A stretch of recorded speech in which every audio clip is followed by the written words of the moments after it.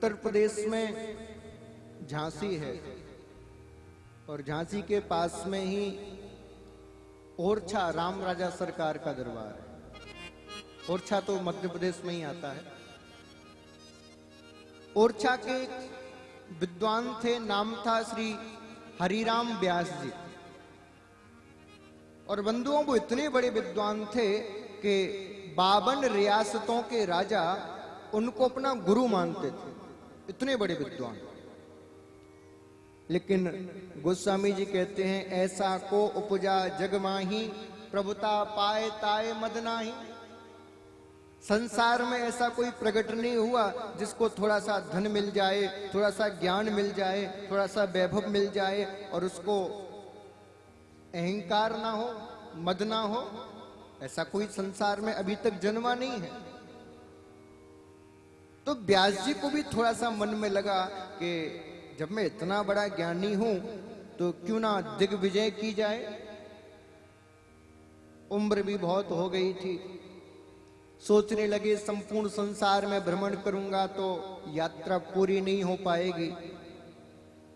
फिर विचार आया कि काशी के विद्वान सर्व संसार में प्रसिद्ध हैं।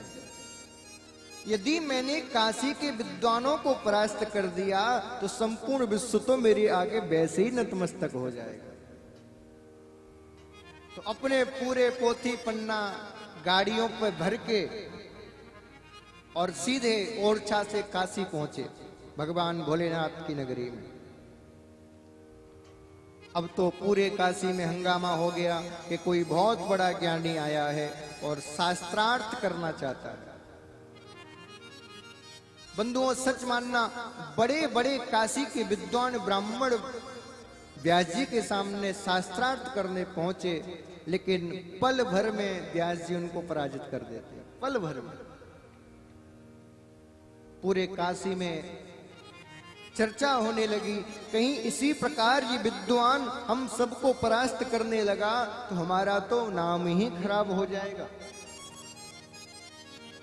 आज सारे काशी के विद्वान एकत्रित हुए और सब एकत्रित होकर भगवान भोलेनाथ की शरण में पहुंचे और प्रार्थना करने लगे। कर्पूर गौरम करुणावतारं, कर्पूर गौरम करुणावतारं, कर्पूर गौरम करुणावतारं, कर्पूर गौरम करुणावतारं, कर्पूर गौरम करुणावतारं, कर्पूर गौरम करुणावतारं, संसार सारं भुजगेन्द्रहारं, संसार सारं भुजगेन्द्रहारं, सदा वसन्तं हृदयारविन्दे, सदा वसन्तं हृदयारविन्दे। ओ भगो भवानी सहितं नमामि,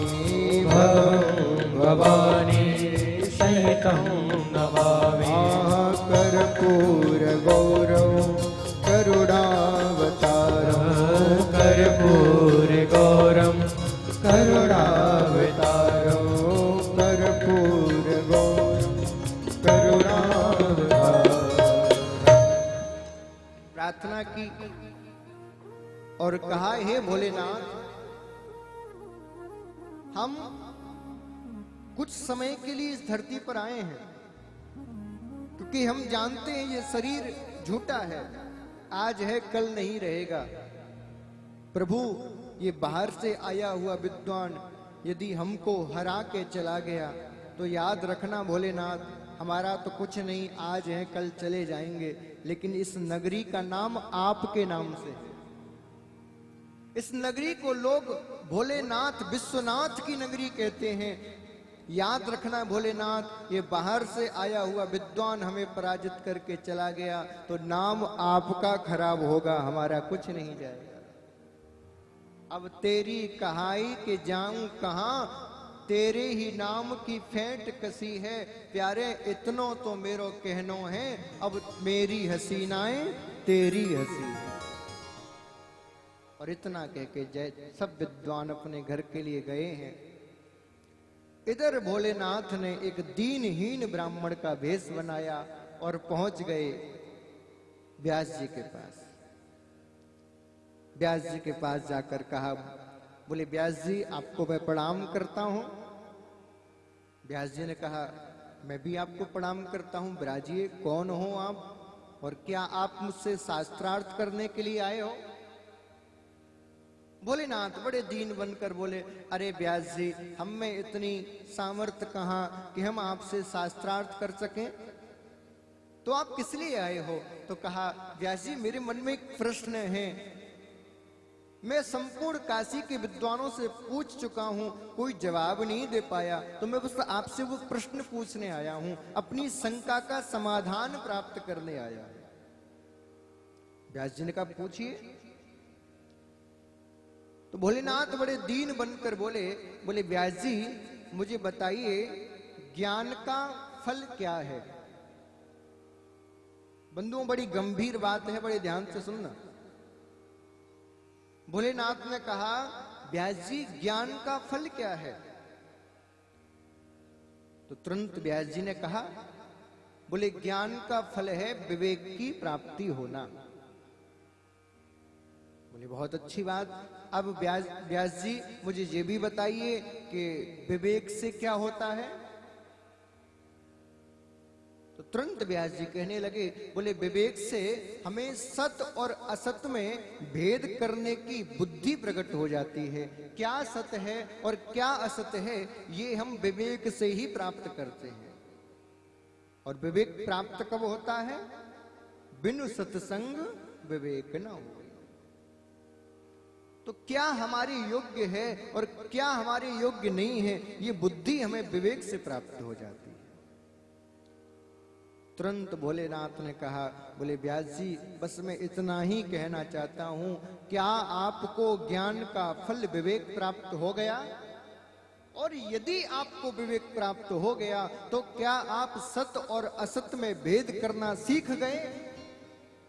महाराज जैसे ही इतना कहा, चरणों में गिर पड़े व्यास जी और कहा, सच सच बताइए आप कौन हो?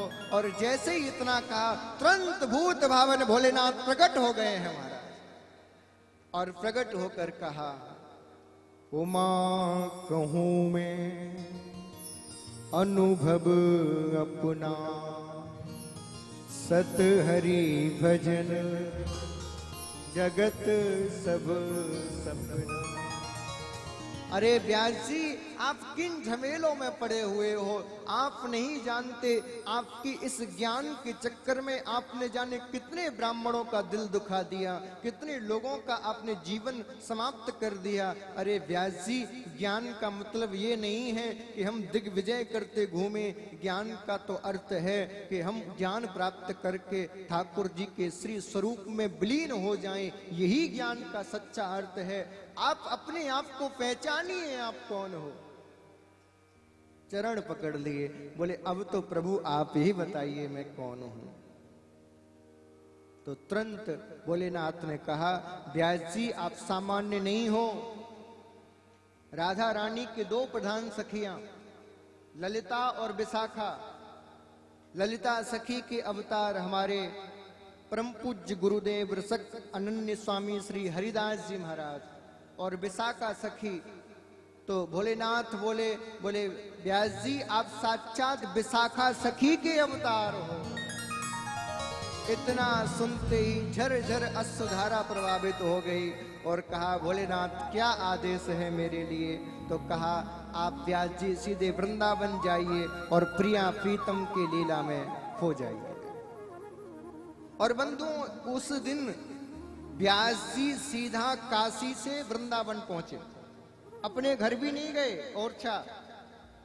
लेकिन ये संसार का नियम है, जब जब कोई संसारी संसार को छोड़कर भगवान को प्राप्त करने जाता है तो सबसे पहले उसका मार्ग कोई रोकता है तो उसके घर वाले रोकते हैं। आप पूछ लीजिए जो संत बैठे हुए हैं, क्या उनके माँ बाप ने, क्या उनके घर वालों ने उनको हंसकर विदा किया था? महाराज लड़के झगड़ के घर से भागकर तब संत हो पाए। हाँ, आप प्रैक्टिकल करके देख लेना, घर पे जाके कहना बस हम तो कथा केवल वृंदावन जा रहे हैं, हम तुम्हारे चक्कर में नहीं पड़ने वाले। लड़के घर वाले ज्यादा प्यार करने लगेंगे आपको। वो बच्चे आपसे प्यार नहीं कर रहे, तो ये भगवान उनको बुद्धि दे रहे हैं किसको कैसे भी करके पकड़े रखो। क्यों? क्योंकि मैं नहीं चाहता हर व्यक्ति मुझ तक आए। कौन आए? तो कहा निर्मल मन जन सो मोहे पावा। जो निर्मल मन का हो, जो एकदम संसार से विरक्त हो गया हो, वो मुझ तक आए।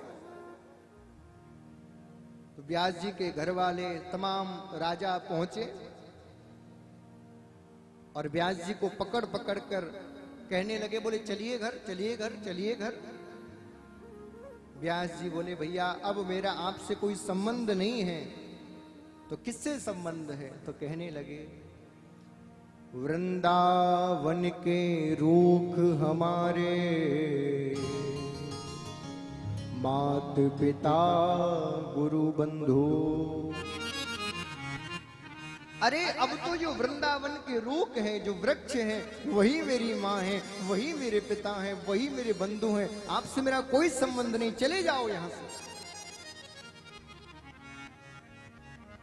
लेकिन इन सब बातों में व्यास जी को याद आया कि मेरा तो नियम है कि ठाकुर जी के राजभोग का प्रसाद मैं लेता हूं, और इन घर वालों के चक्कर में आज राजभोग का समय निकल गया। तो हाथ छुड़ाकर भागे व्यास जी। लेकिन क्या देखते हैं, जैसे ही बिहारी जी के द्वार पर पहुंचे, द्वार बंद हो चुके थे, प्रसाद वितरित हो चुका था, अब तो वहां कोई मौजूद भी नहीं है।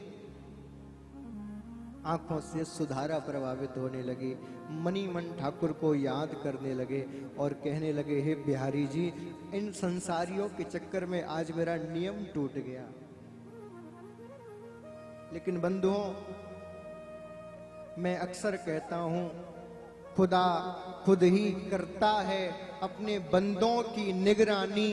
नया बिस्तर, नया तकिया, नया दाना, नया पानी, बस आपको उस पर भरोसा हो। धर्मो रक्षित रक्षित। आप यदि धर्म की रक्षा करोगे, धर्म पर चलोगे, तो धर्म आपकी रक्षा करेगा। व्यास जी ने क्या देखा, सामने एक महत रानी झाड़ू लगा रही है और उसकी टोकरी में कुछ प्रसाद रखा हुआ है।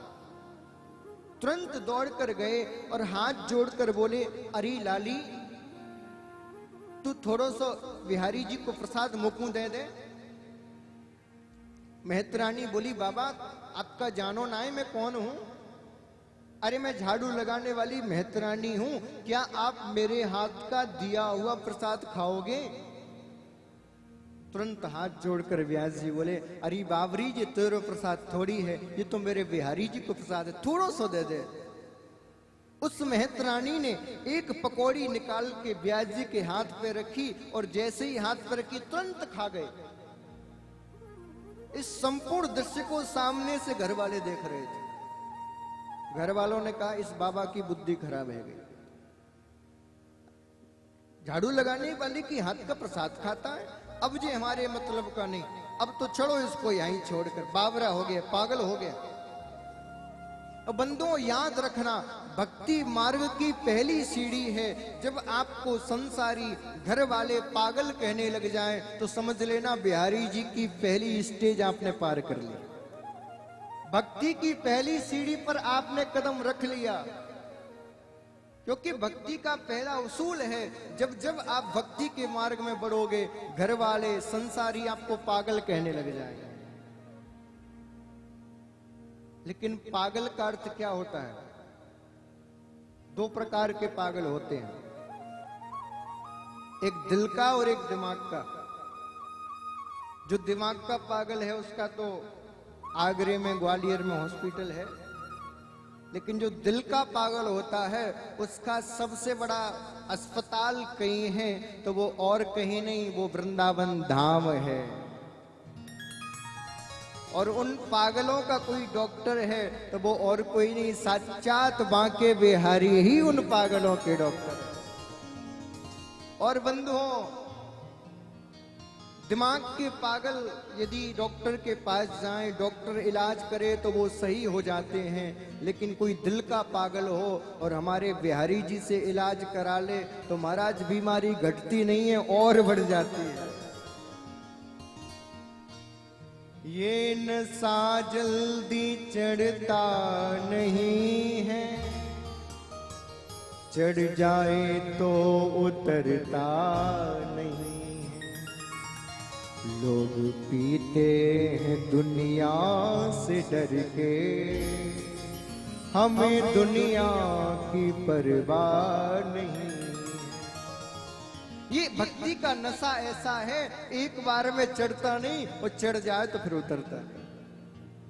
व्यास जी ने देखा कि जैसे ही घर वाले मुझे छोड़ के जा रहे हैं, महाराज साष्टांग प्रणाम की उस मेहतरानी के चरणों में।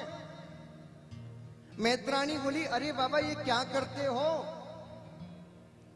तो व्यास जी हाथ जोड़कर बोले, अरे लाली, जो काम मैं इतने वर्षों में नहीं कर पाया वो तेरे हाथ की दी हुई एक पकौड़ी ने कर दिया। मैं तो कब से चाहता था ये संसार छूट जाए, ब्रजवास मिल जाए, जो मैं ना कर पाया वो तूने कर दिया। और आज व्यास जी को परम आनंद हुआ है। उसी दिन से व्यास जी वृंदावन जब तक रहे, शरीर रहा तब तक वृंदावन में ही वास। व्यास जी का एक सुंदर पद है, व्यास जी द्वारा ही लिखित। आओ 2 लाइन जरा गा के व्यास जी को प्रणाम कर लेते हैं।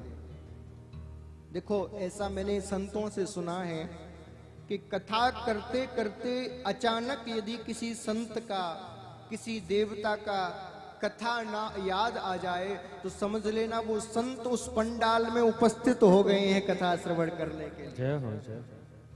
तो भैया हमारे व्यास जी आ ही गए हैं कथा सुनने, तो भैया उनका पद गा के उनको भी प्रणाम कर लेते हैं। व्यास जी बड़ा सुंदर गाते हैं। अरे रे हम कब होंगे ब्रजवासी, अरे रे हम कब होंगे गाइए। ब्रजवासी, अरे रे हम कब होंगे ब्रजवासी, अरे रे हम कब होंगे ब्रजवासी, अरे रे हम कब होंगे ब्रजवासी, अरे रे हम कब होंगे ब्रजवासी। ओ कब मिले हैं वो सखी सहेली, कब मिले हैं वो सखी सहेली, कब मिले हैं वो सखी सहेली, कब मिले हैं वो सखी सहेली।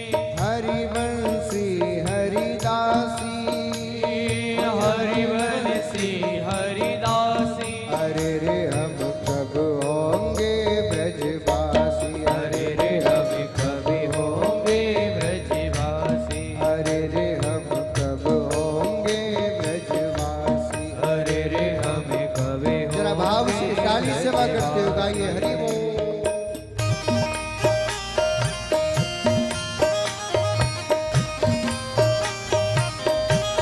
बांके बिहारी लाल की जय हो।